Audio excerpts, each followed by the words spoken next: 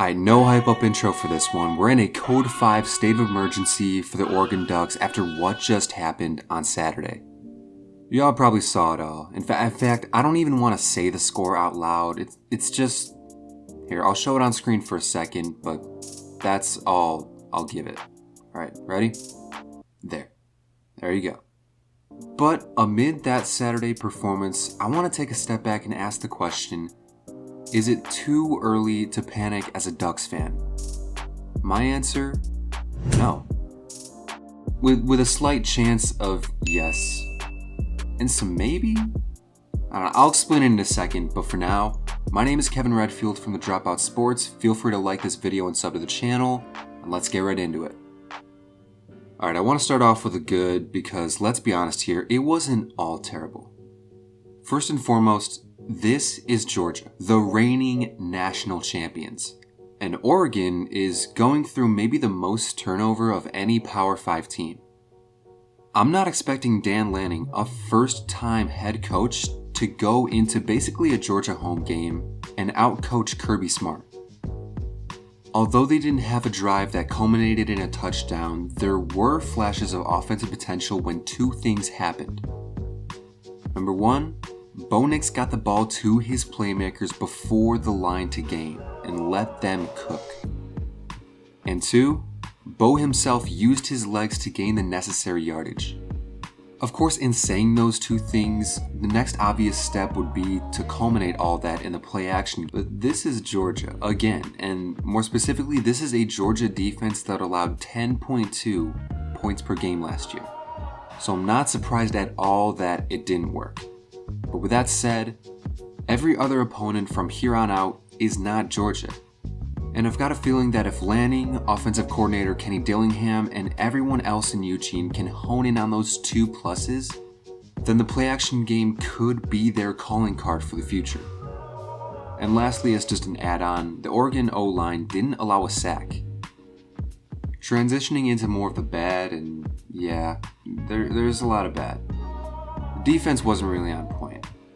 It was clear that they were outmatched, but the missed tackles and lack of backfield pressure are nothing to write home about at all.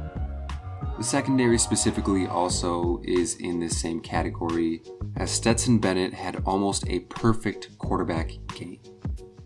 And of course, the big man on campus, the man of the hour, Bo Nix. Look, I'm not here to shit on a guy just because of one performance, but some of his decisions just weren't what you'd expect out of a 3-year starter. On his first interception, yes, it was basically just a punt, but it was also on a 1st and 10 at midfield. I don't care what the rationale is here. If you've got good field position and you're on a drive, keep the drive going, plain and simple. And the second INT, I mean, if you've seen the Oregon OC's reaction clip on TikTok or Insta, you know the feeling. But it was clearly thrown into a congested space where nothing good at all could have ever happened. Like, the risk reward in that play is like, good, you could have gotten a first down and like maybe 10 yards, but then we saw the worst that could happen with that kind of play. Look, with Bo Nix, you're not getting an elite field general or a superstar NFL quarterback, but you are getting a guy that's proved in the past that he can be efficient and smart. And hopefully it's just going to take him a little more time, maybe 1 or 2 weeks, to get back into that groove. So now on to the main question. Am I scared or panicking about Oregon's future for the rest of this season? First off, yes. This game showed the nation that there's a lot of weaknesses on this team and a lot of work still to be done in Eugene. Going forward, they're going to have a tune-up game against Eastern Washington, but then they go right back into it and playing a ranked BYU team that just put up a 50 bomb.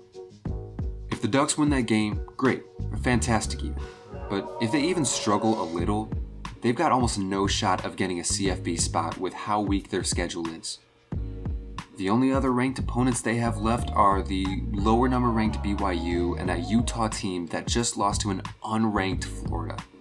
Although I will say Florida is an underrated ass team. Now on the same note, I've got a slight sense of ease knowing that the Ducks have a couple of weeks to work out the kinks.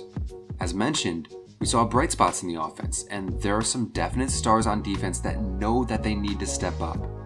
The weaker schedule should also work in Oregon's favor, allowing them to get more wins in that win column. This isn't the end of an era, but the beginning of a new one, as I'm sure many Ducks fans realize. Give Dan Lanning and his staff a chance to recoup, and we'll see what this 2022 Oregon team is actually capable of. Thank y'all for watching. Just a bunch of dropouts.